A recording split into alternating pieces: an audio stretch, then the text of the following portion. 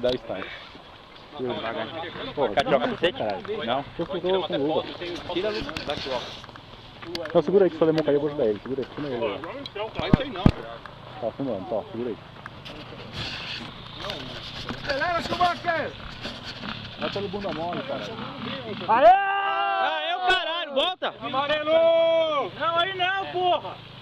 Ué, vocês estão falando pra ele acelerar, acelera e engata, né? Aí, você viu? O cara tá lá embaixo acelerando só. Vai deixar a moto morrer no bunda mole, aí só calou. Tá certinho, tá certinho. É que a moto é do Betão, por isso que ele veio pelo bunda mole. Porque a moto do Betão é fraquinha?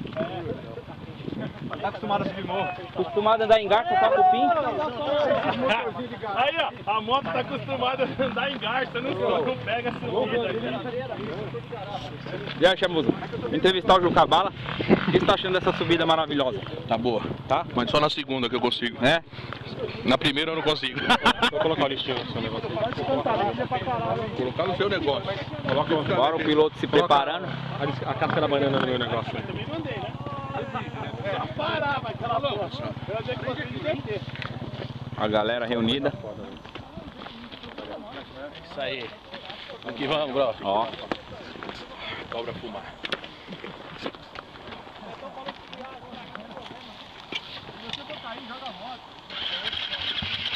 Ó o piloto da KTM patrocinado.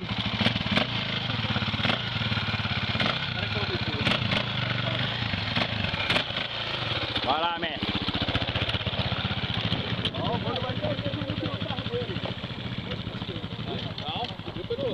Vai, abraço.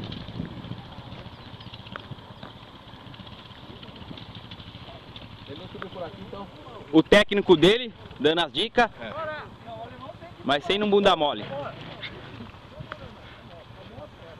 Pela esquerda, Vai lá. Alonso.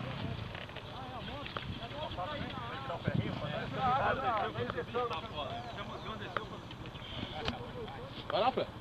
Piloto da Honda patrocinado. Agora o da KTM. O Fabião, que não tinha subido. Lá vem. Lá vem o Stefan Never de Pirituba.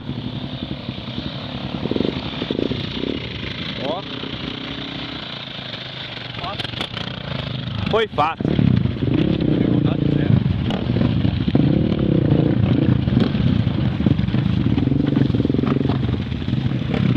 Aí, ligou?